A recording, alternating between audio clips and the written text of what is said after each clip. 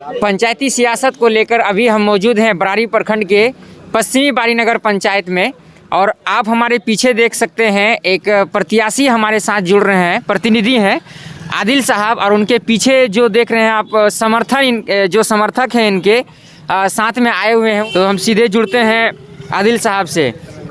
क्या मिल रहा है समर्थन अभी लोगों का? सबसे पहले तो आप मीडिया कर्मी को मैं तहे दिल से इस्तकबाल करता हूँ, वेलकम करता हूँ कि आपने अपने समय निकल करके हमारे पश्चिमी बारीनगर में आए हैं और हाल जानने का कोशिश किए। हम प्रतिनिधि ज़रूर हैं लेकिन ज़रूरत है कि हम ग्राउंड रिपोर्ट आप जानें और पंचायत के हाल जानें। जहाँ तक रही इलेक्शन की बात, मैं नहीं लड़ रहा हूँ, इलेक्शन जनता लड़ रही है। हमारे जो दबे कुचले जो गरीब तबके के लोग हैं वो इलेक्शन लड़ रहे हैं। वो उनका सिर्फ मैं एक आवाज़ बन के आया हूँ। अगर उन लोगों का जिस तरह से हमें दिल से गले में लगाया है, मुझे पूरी उम्मीद है। और एक बात तो है, आप जब ग्राउंड रिपोर्ट लेंगे तो निश्चित तौर पे आपको हर एक व्यक्ति के ज़ुबान में मिलेगा कि आज अगर कोई भी इस पंचायत को सुचारू रूप से चला सकता है, बेहतर चला सकता है और बेहतर कैंडिडेट है तो ज़रूर आदिल का नाम सबसे पहले लेगा। ये आप ग्राउंड रिपोर्ट में देखेंगे। क्या जादुई टेक्निक आपने अपनाया है कि इतने कम समय में लोग आपसे इतना जल्दी जुड़ रहे हैं? एक्चुअली देखिए, इसमें कोई जादुई टेक्निक नहीं है। मेरे पास कोई अलाउद्दीन का चिराग तो है नहीं जो मैं कोई जादू कर दिया हूँ, ऐसा कुछ बात नहीं है। सिंपल सी बात है कि मैं जितने भी कैंडिडेट्स हैं उससे मैं डिफरेंट सिलेक्शन लड़ रहा हूँ, ये पब्लिक जान रही है। इसलिए कि जो आज जिस तरह जो माहौल बनाया है, जिस तरह का इलेक्शन लड़ा जा रहा है, जो लोग और पब्लिक और कैंडिडेट जो कर रहे हैं, इससे जो है हमारी जनता भयभीत है कि आज जिस तरह से कर रहे हैं कल हमारे ऊपर ही ये बोझ आएंगे। इसलिए हम नीट एंड क्लीन इलेक्शन लड़ रहे हैं, इसीलिए जनता खुश है, हम पर आ रहा, हमारे पीछे आ रहे हैं और एक दूसरे दिल से गले लगा रहे हैं। चूँकि आज हम जिस नीट एंड क्लीन से इलेक्शन लड़ रहे हैं, आदमी सोच रहा है कि अगर जब तक कैंडिडेट फ्रेश नहीं रहेगा, नीट एंड क्लीन नहीं रहेगा तो इस पंचायत को नीट एंड क्लीन नहीं कर सकता। मुख्य समस्या 3 बताना आपके पंचायत में। देखिए, आपने कहा कि मुख्य 3 समस्या बताए। ऐसे समस्या तो कई है, बहुत नीडी है, बहुत ज़रूरत है। जिनमें से मैं आपको बता दूं कि हमारी इतनी बड़ी पंचायत है, 7 वार्डों से बना ये पंचायत है और बहुत बड़ी आबादी है हमारे इस पंचायत में। सबसे जो इम्पोर्टेंट अगर हम मेडिकल डिपार्टमेंट कहें तो एक एम्बुलेंस का होना निहायत ही ज़रूरी है, जो अब तक नहीं हो पाया है। एक अगर उप स्वास्थ्य केंद्र है तो वो सिर्फ डाक बंगला पड़ा हुआ, उसमें कुछ नहीं है, भूत बंगला पड़ा हुआ है। जिस तरह का सब सुविधा होनी चाहिए वो कुछ नहीं है। दूसरी एक एजुकेशन से रिलेटेड अगर मैं कहूँ तो कुछ नहीं, चूँकि मैं एक एजुकेटेड पर्सन होने के नाते मेरी फोकस रहेगी एजुकेशन पे।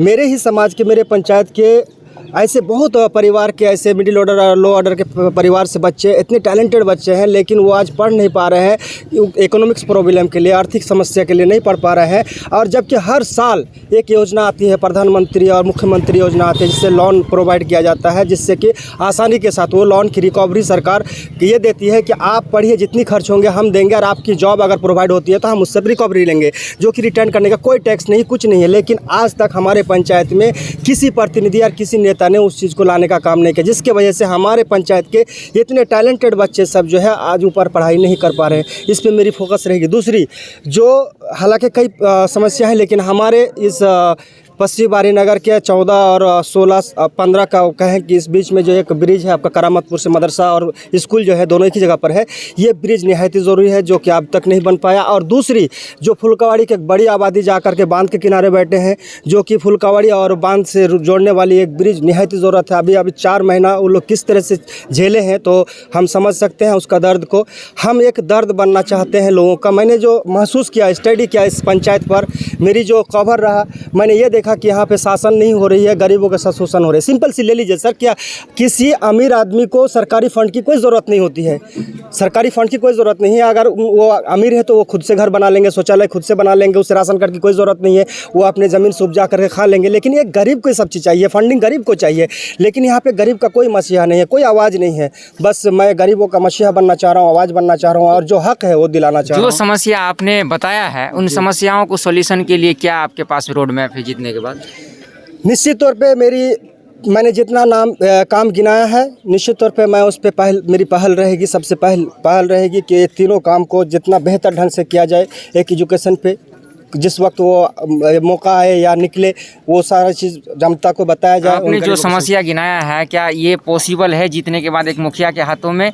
और अगर पॉसिबल है तो विगत 20 सालों में किसी मुखिया के द्वारा ऐसा पॉसिबिलिटी क्यों नहीं किया गया है? इस पर हम राय जानना चाहते हैं। बिल्कुल ये इजी है। अगर किसी को वहाँ तक की सोच नहीं बन रही है, वहाँ तक नहीं सोच पाया है कहाँ से फंडिंग होना है, कहाँ से होना ये ब्रिज, अगर मुखिया के फंड से, अगर 1 साल के फंड से नहीं हो सकता है तो आप नेता किस लिए बने हैं, आप लीडर किस लिए बने हैं? आपके ऊपर भी लीडर है ना, MLA है, MP है, हम वहाँ से फंडिंग कराएंगे। अगर मेरे फंड से नहीं हो सकता हम वहाँ से फंडिंग करा के करा सकते हैं। बिल्कुल ईजी है, बट हम ट्राई नहीं करेंगे और कहेंगे कि नहीं पॉसिबल नहीं है, तो ट्राई करने की कोशिश ही नहीं की अब तक जो प्रतिनिधि रहे हैं। क्या संदेश विशेष रहेगा हमारे चैनल के माध्यम से?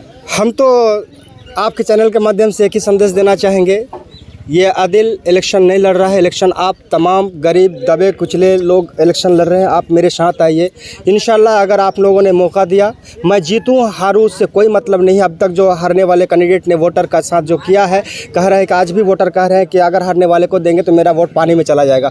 मैं कहता हूँ आपका वोट पानी में नहीं जाने दूंगा, क्योंकि मैं एक एजुकेटेड पर्सन होने के नाते मैं जानता हूं कि एक वोटर का कीमत, चाहे हारने वाले कैंडिडेट को गया हो या जीतने वाले कैंडिडेट को गया, वोट का कीमत उतना ही होता है। आपकी वोट की कीमत का मैं बिल्कुल हक अदा करूंगा और मैं आपके बीच रहूंगा। मुझे मौका दीजिए, जीतना हारना तो ऊपर वाले के हाथ में है। हम इंसान सिर्फ मेहनत करेंगे और लोगों का अगर ताउन रहा तो इंशाल्लाह मैं कामयाब हो सीधा टक्कर किससे मान रहे हैं?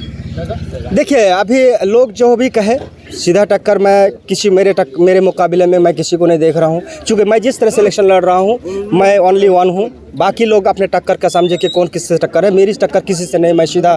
मैं जिस राइट से लड़ रहा हूं, जो मुझे जन आधार देख रहे हैं, आप देख रहे होंगे, इससे मेरी टक्कर में कोई नहीं है। चलिए, हमसे बात करने के लिए शुक्रिया। हमारे साथ जुड़े हुए थे मुखिया प्रतिनिधि आदिल साहब, और बेबाकी अंदाज में बात के लिए जाने जाते हैं। एजुकेशन इनका फोकस है। अब 3 तारीख को ये देखना बड़ा दिलचस्प होगा कि आखिरी मत लोगों का क्या होता है, किसको जिताते हैं। तब तक आप हमारे चैनल से बने रहें।